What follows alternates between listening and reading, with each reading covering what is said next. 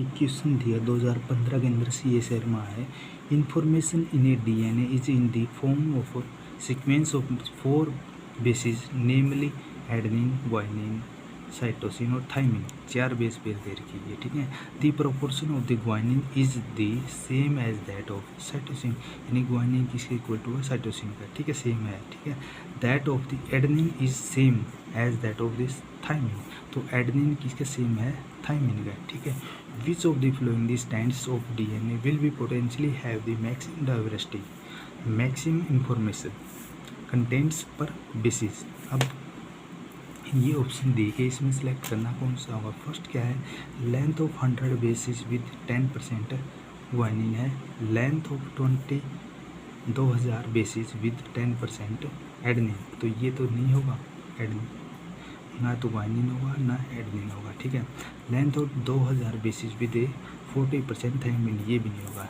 तो length of basis with 25% cytosine, that is correct statement है। तो ये स्टेटमेंट कैसे आई ये हम पढ़ेंगे। एक रूल है, चारगॉफ रूल है, ठीक है। इसके अकॉर्डिंग क्या होता है, एडेनिन इक्वल टू थाइमिन का है और ग्वानिन इक्वल टू साइटोसिन का। फर्स्ट रूल तो ये कहता है। दूसरा रूल कहता है adenine plus thymine not equal to guanine plus cytosine का, ठीक है। दूसरा रूल ये कहता है। और तीसरा रूल कहता है adenine plus guanine equal to thymine plus cytosine, ठीक है। तो adenine plus guanine is equal to 50% और thymine plus cytosine is equal to 50%, ठीक है। अब इसके अंदर हमने पता है क्वेश्चन के अंदर जो आंसर है उसके अंदर 25% क्या है, 25% क्या है, साइटोसिन दे क्या है, ठीक है। तो 25% दे रखा है, मान के चलते परसेंटेज को हटा दे, हमने 25% दे रखा है, ठीक है। तो हमने पता कि एडेनिन किसके इक्वल टू, ग्वानिन के इक्वल टू है। तो हमने यह देखा एडेनिन 25% है, तो क्या ग्वानिन भी तो 25 होगा।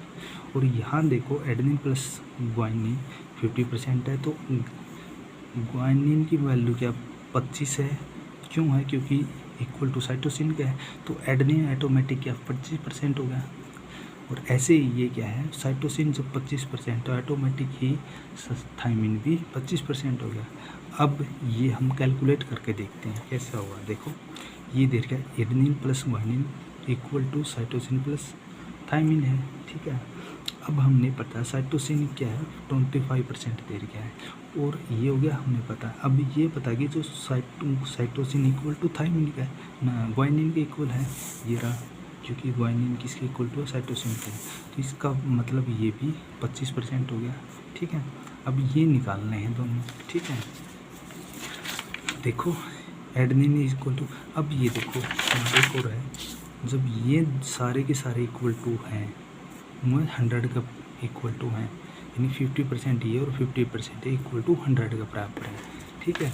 तो हमने एडेनिन की वैल्यू ग्वानिन 25 दे रखा है, ठीक है, क्योंकि इक्वल टू साइटोसिन का है, तो 25 रख दिया, प्लस थाइमिन है और साइटोसिन की वैल्यू 25 दे ही रखी है, तो ये लगे इक्वल टू 100 है। अब एक एडेनिन प्लस थाइमिन और ये क्या है, नूना दोनों 25 दोनों 50 और नूना जाकर अपोजिट में माइनस के हो जाएंगे, तो 100 में से 50 गए, कितने बच गए 50। एडेनिन प्लस थाइमिन क्या 50 हो गया। अब हमने ये भी पता कि एडेनिन इक्वल टू साइटोसिन का इक्वल है, ठीक है। अब दोनों की वैल्यू क्या 50 है, तो इसका मतलब तो हाफ क्या है, एक की वैल्यू है, ठीक है, यानी कि 2 से भाग कर देंगे तो ऑटोमेटिक दूसरे की आ जाएगी।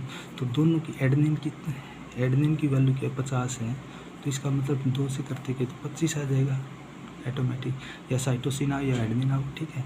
अब देखो एडेनिन की वैल्यू 25 आएगी तो थाइमिन की वैल्यू भी तो 25 आ जाएगी इसी के फार्मूले के अकॉर्डिंग, ठीक है, क्योंकि दोनों क्या इक्वल हैं, ऑटोमेटिक है।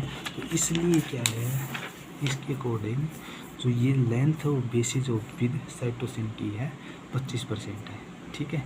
ऐसे कैलकुलेट करना ये है, ठीक है। तो इसका 4th ऑप्शन है जी करेक्ट। तो ये नहीं होगा, ना तो 100 होगा, ना 2000 होगा, ना 2000 होगा, यानी कि 10 बेस 10 एडेनिन और 14 थाइमिन, ये रॉन्ग स्टेटमेंट है। तो ये 4th स्टेटमेंट इसका करेक्ट है।